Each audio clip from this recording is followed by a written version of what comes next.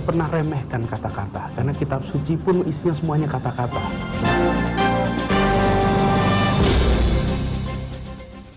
Tokoh Indonesia Mengajar, rektor, menjadi menteri, sekarang kok pengen jadi gubernur.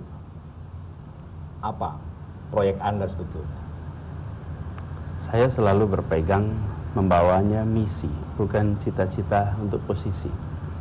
Karena saya percaya sekali kalau cara kita melihatnya itu cita-cita. Saya bercita-cita menjadi X.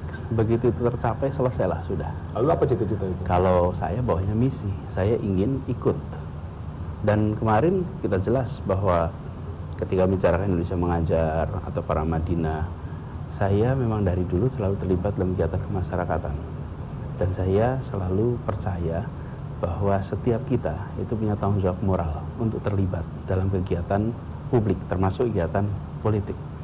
Jadi ketika saya diundang untuk ikut mewarnai di Jakarta, saya katakan siap. Dan saya tidak memulai ini dengan keliling menawarkan, tidak. Saya tidak pernah mengira juga berhenti di tugas di kabinet. Sesudah itu saya jalan sana sini banyak kegiatan, kemudian diundang untuk menjadi salah satu calon dipertimbangkan. Saya katakan siap. Jarak antara Anda tidak lagi menjadi menteri sampai menjadi gubernur, calon gubernur, relatif pendek.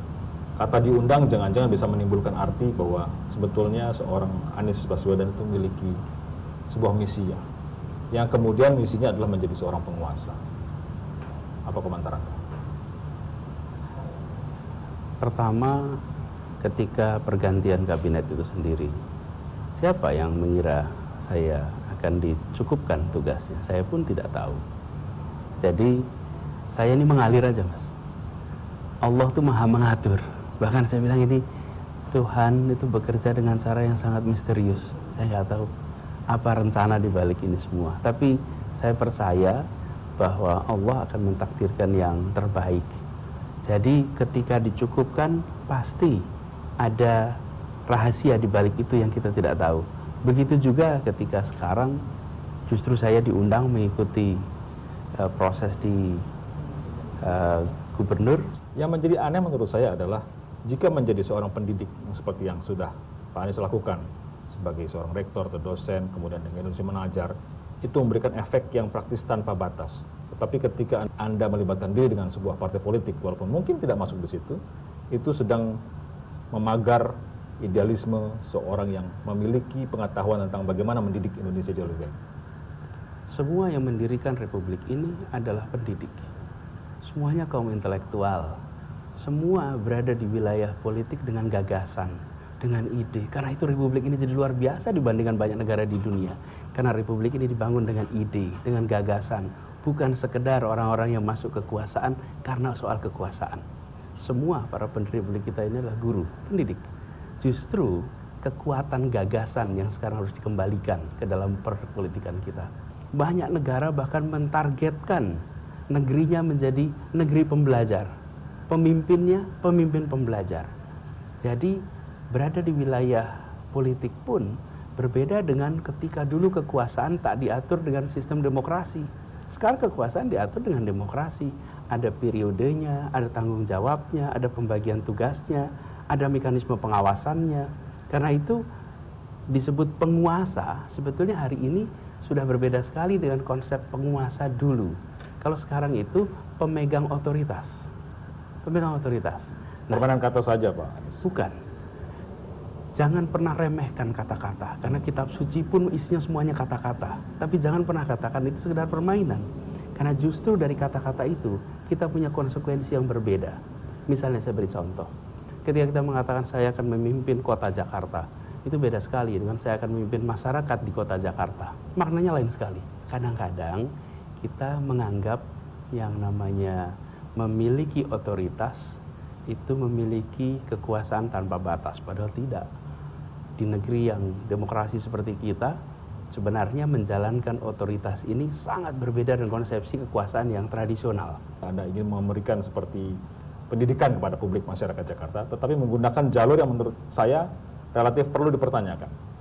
2014 Anda berada di posisi mendukung Pak Jokowi JK yang berseberangan dengan Pak Prabowo yang berada di posisi sebelahnya. Sekarang Anda ada di situ. Bagaimana Anda bisa memberikan pelajaran kepada publik bahwa pembelajaran seperti apa yang sedang dijalankan atau disampaikan seorang Anies Baswedan? Ya. Apakah pemilihan presiden masih berlangsung sekarang? Selesai. Pilpres sudah selesai 2014. Bagaimana ideologi, perbedaan dari cara pandang? Semuanya menggunakan pandangan ideologi Pancasila. Cek saja platformnya, gagasannya, semua ideologi Pancasila. Justru yang menarik adalah betapa kita terbiasa dengan perbedaan yang tak bisa berubah. Misalnya, satu kelompok karena agama, satu kelompok karena etnis, karena ras. Itu nggak bisa diubah-ubah. Jadi 2014 satu kelompok, 2016 pun masih sama. Etnisnya nggak akan pernah berubah. Tapi ketika masuk kebijakan, masuk gagasan, tidak.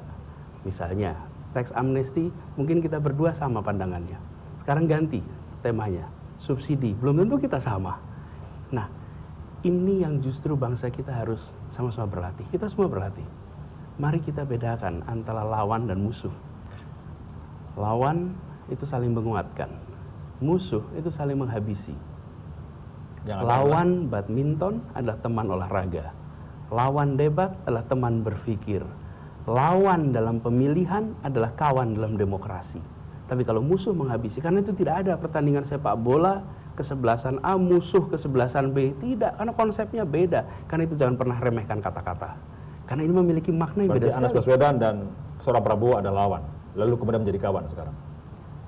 Karena sebenarnya selalu bisa menjadi kawan, selalu bisa menguatkan, saling menguatkan. Ketika kita berdebat, sebenarnya kan kita sedang sama-sama berpikir, bukan?